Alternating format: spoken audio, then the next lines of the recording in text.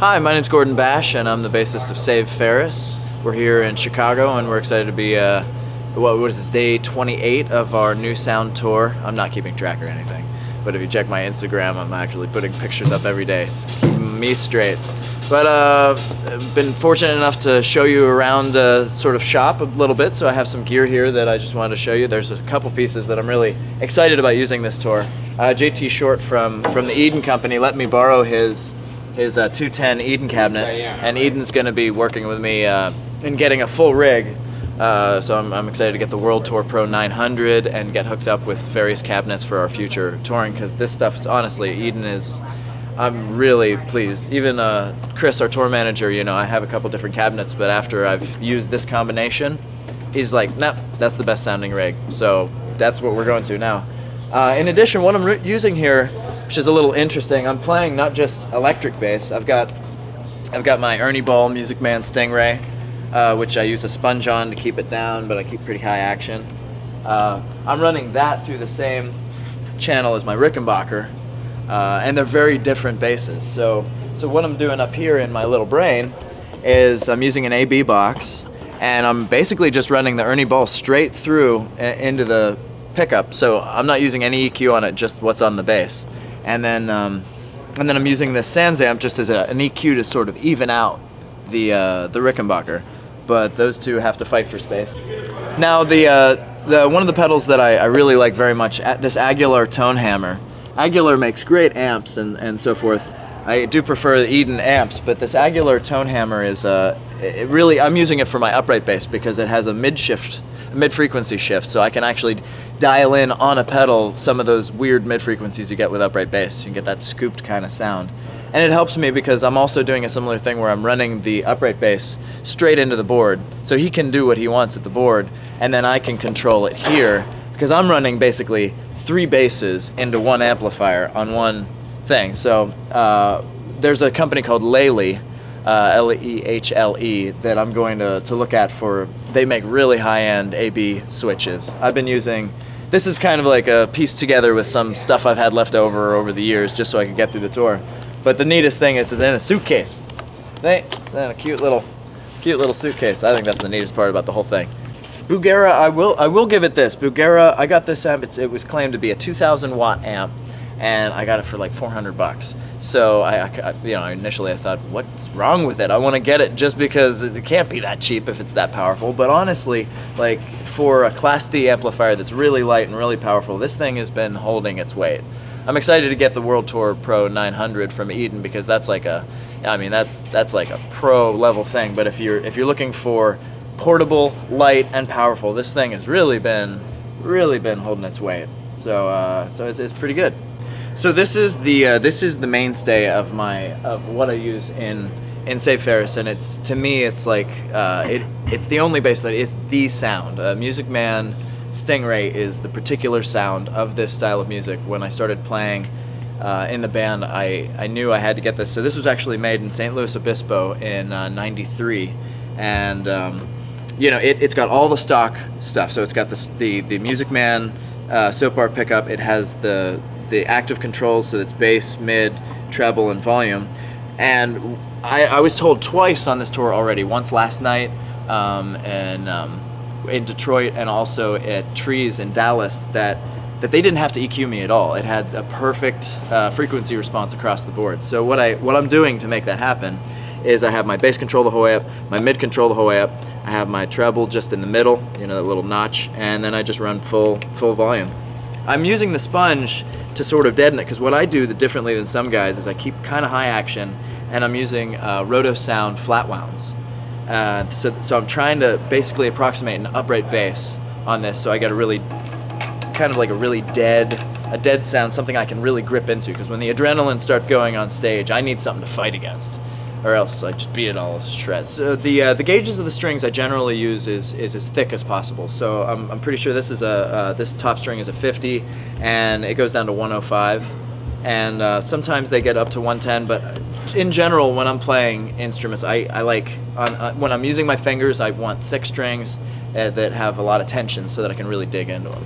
So this is this one was named Madness, and this one is Rudy, Rude Girl. So Rudy hasn't really gotten to play very much this tour because she's my backup. But you can see she's another Music Man, but she's the sort of the entry level. This would be the Squire of Music Man. And she sounds pretty good, but fortunately I haven't had to use her. I know she's sad, but I'm keeping her in the shed right now. But my Excalibur, my true Excalibur is this Rickenbacker. She, O'Shea Recovery, I call her Blue. She's new, but she looks like she's been really old. You can see she's neck through, but she fell in New York City many years ago, and this is bent. Now this is totally different. I use pick on this. She's got the Rico sound. I took the cover off because that's exactly where I pick. But I actually keep this the way they set it naturally. Low action, very specific gauge strings. I can only get these strings from like one or two companies because they're really odd. But honestly, for the style, I keep this really low and then beat the shit out of it with a pick. So this is my soul. This is Elaine, Alain. I've had her since high school. So she's really old. What I'm doing here, I've had a lot of modifications done on it, but I'm using a K&K pickup. You can see FMI Bass is a store in Pasadena. Fantastic Musical Instruments in Pasadena. They're amazing. They do everything. They've done a lot of work on it. They put in a new nut. What I'm doing, which is different than a lot of guys, this is very rockabilly based. So I'm using Weed Whacker strings here and here. This is actually Weed Whacker G string I've had on for about 10 years.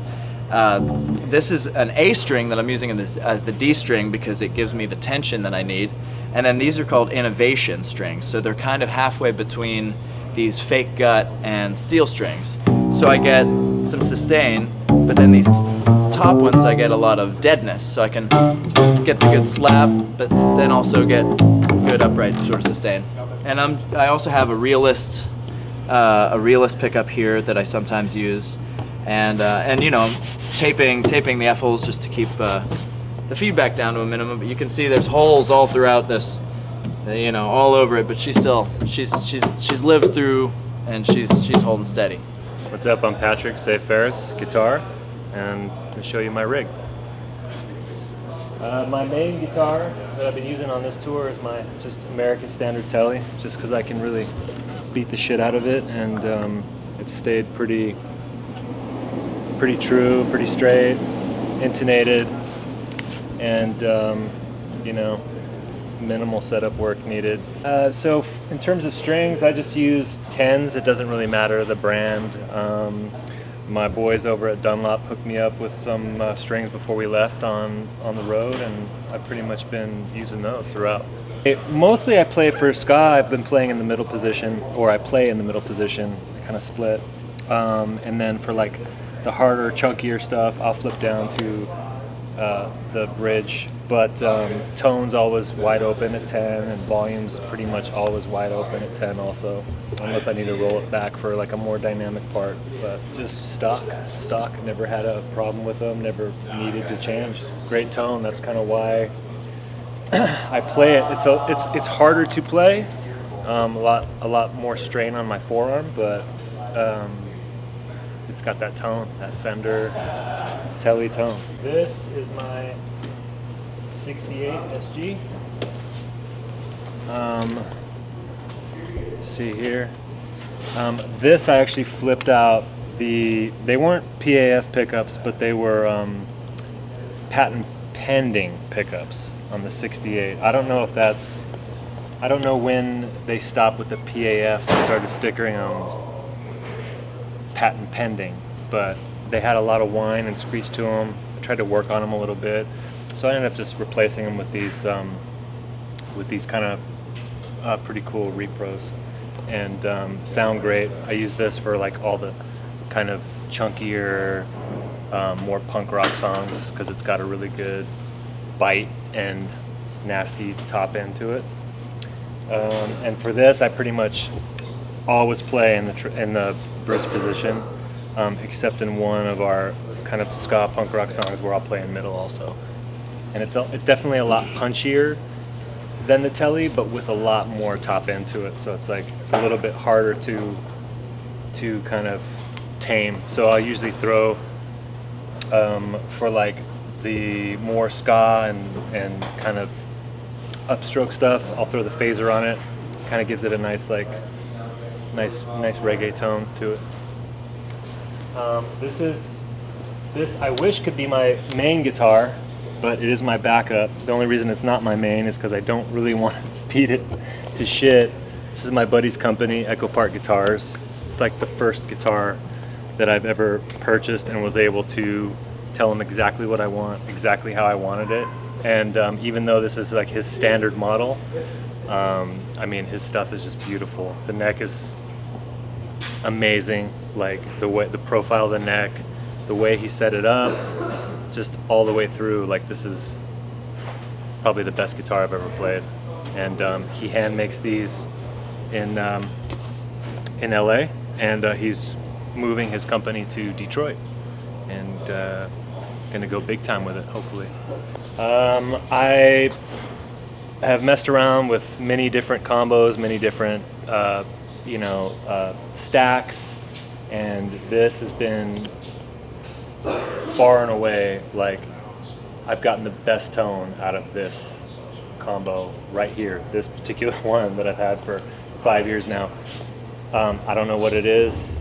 Actually, my buddy from Echo Park Guitars told me, I was having a tone talk with him, and he's like, dude, you just need a fucking clean amp, and then just mess with it with pedals. Just get as clean as you possibly can. So this 410 really gives me that punch that I need with ska, and also kind of carries the tone that we need to kind of have it, cut and sound accurate,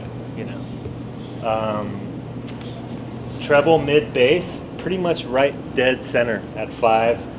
I ride treble kind of depending on the room, 5 to 6. Mid is usually right around 5. And then bass, I'll roll it up a little bit higher to kind of give it a little more ass end that I can feel on stage.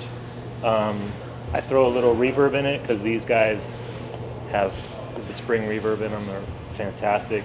Even on these reissues, they sound great. Better than anything I could do with a pedal, for sure. And I usually keep that right around 2.5. Otherwise, it gets really, really springy.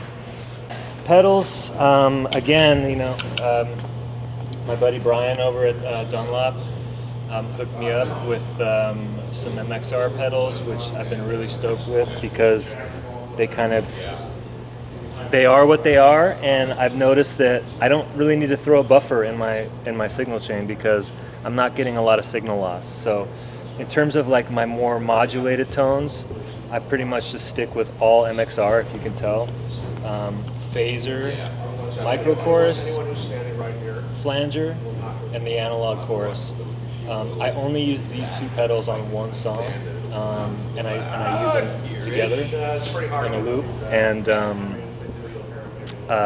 the only reason I use the analog chorus for that as opposed to the micro chorus gives you exactly what it says it's going to give you, and you get one knob, which is basically just rate. Whereas the analog chorus, you can kind of mess with your level and your high lows, and then the speed of your chorus. Whereas the micro chorus just kind of like really like kicks your signal up on top of the mix, and it's kind of hard to control.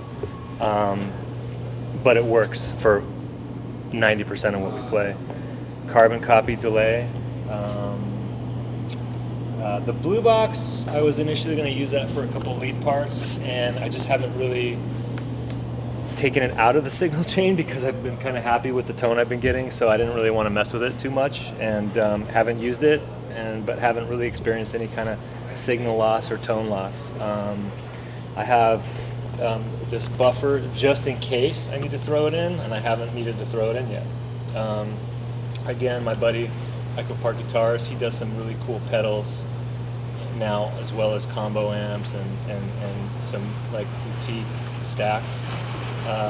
This is his dual harmonic boost, which basically one side of it is like a really cool fuzz, the other side is a really cool boost. So and it's literally, you're controlling your output on these two channels here, and then you'll have just a tone. That's it. That's all you got, really. So I'll punch that in when I really need to cut above.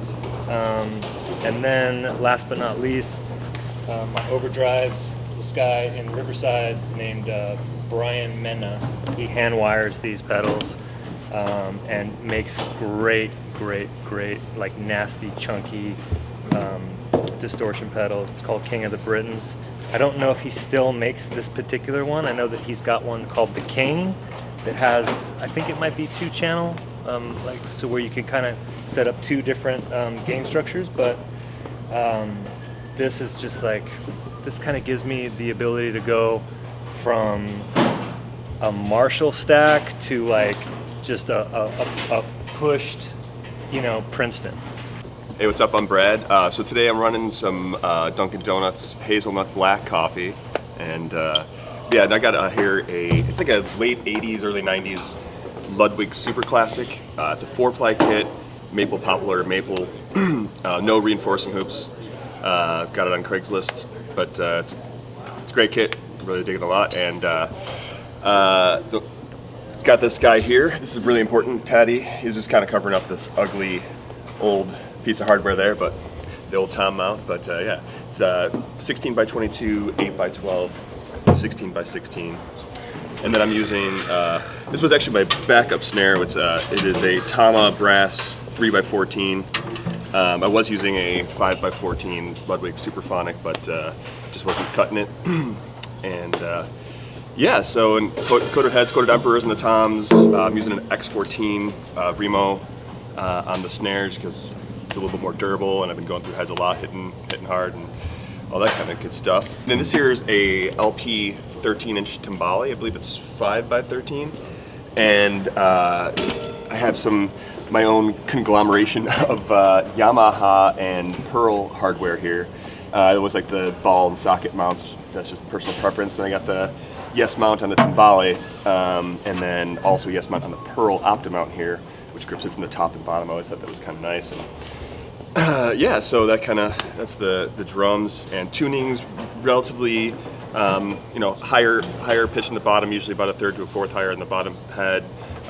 More higher jazz-ish tunings, just because I like the feel, and I feel like it has a little more attack and larger rooms. So personal preference. And then I'm using Murat Duril cymbals. This is a 20-inch crash, a 20-inch arena crash, 21-inch arena ride, and I was using this guy, the 19-inch mosaic crash from Murat Duril, but I cracked it the other day, so I'm not using that anymore. And so I brought my backup is a Sabian HHX Extreme Crash 17-inch, and then I got some Zildjian 14-inch K light hats for that. And then Pearl Eliminator pedals, a Pearl Eliminator double pedal with the Danmar felt beaters and the strap drive and the pedals. I just got their black cam in there. I've been kind of experimenting with a couple different ones. The blue one, never really dug the red one too much because it has, yeah, it's a little bit quicker, and I feel like this one's a little bit more natural and round. So I'm using Vic Firth SD2 Boleros.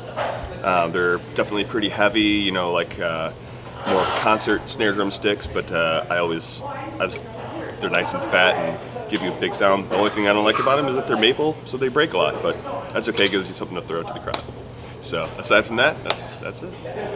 How you doing? My name's Alexander Mathias. I play saxophone and keyboards with, say, Ferris. So right here we have tenor sax. I play tenor sax for the whole show. This is a Yanagisawa Japanese model. It's a T992. It's made of partly bronze.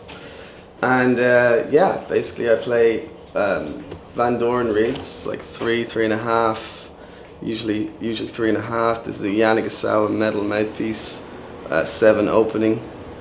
And this is an ligature, which is it's actually a friend of mine's father who designs these. He created a whole kind of design that like really opens up the mouthpiece and opens up the sound. And I've just been playing it for the last year. It's been really great. Yanagisawa has been the model that I've been, or the company that I've been using since I started pretty much. My teacher just used to play these horns, and then my first one was a T901, which is like the bass model, and then I moved on to the the bronze, you know, later when I was like 15 or 16. So it's been a few years now. But yeah, it's just got a great sound. It's very well built. You know, it's nice tone to it, and yeah, I just, you know, if it ain't broke, don't fix it. That's kind of my motto. So I just have kept with it all these years, and it's done me well, you know.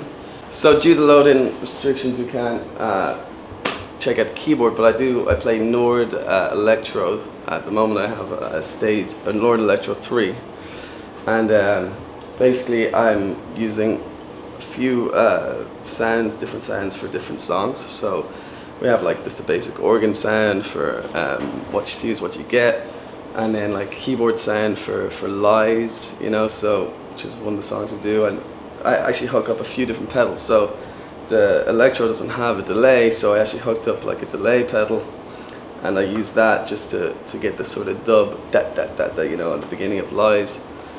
And then you know, I'm using a Moog kind of filter pedal to kind of manipulate one of the synth sounds, because synth sound is pretty good, but when you kind of mess with it a bit, you can sort of get something kind of fatter and funkier, which is cool. So I use that on Turn It Up, which really works out well.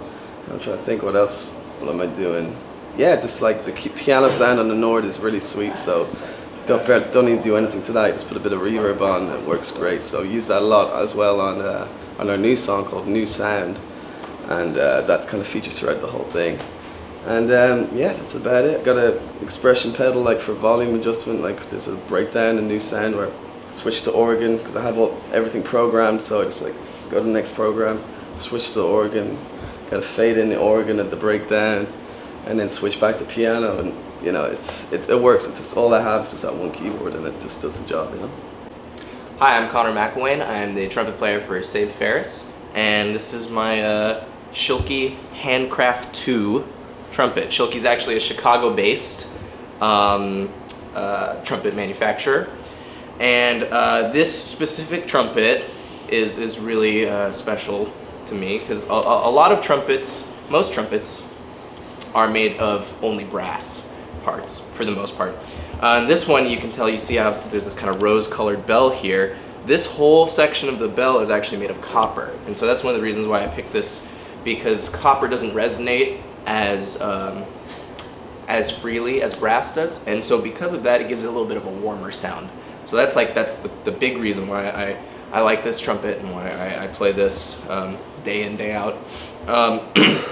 It has a really large bore, which means the inside, the actual diameter of the inside space of the tubing is larger than most trumpets, which some people would say for playing in like a ska band or a or like any kind of pop band or rock band, it'd be harder to play, and it is. But I like the sound enough that that doesn't bother me. So yeah, you got to use a lot of air for it. My mouthpiece is from a manufacturer called Stomv, and they have this is kind of a custom mouthpiece that they made for me in Valencia, California, and it has what's called a sleeve or a coupler, which goes on the end of the mouthpiece, and you can change the sizes of the sleeves, and what that does is that changes how far in or out the mouthpiece goes into the trumpet, and that's going to change the intonation and just the overall playability of the trumpet. So yeah, those are some things about this Schilke Handcraft 2 and this Stomv Flex mouthpiece. Alright, so thanks for checking out Save Ferris and our gear, and if you guys want to check out more about the band, you can check out saveferris.com. We have a new video out called New Sound from our new EP that's on YouTube, featuring Neville from the specials. And yeah, we're on tour right now. We're going to be doing some more tours coming up possibly, so come check us out. Thanks.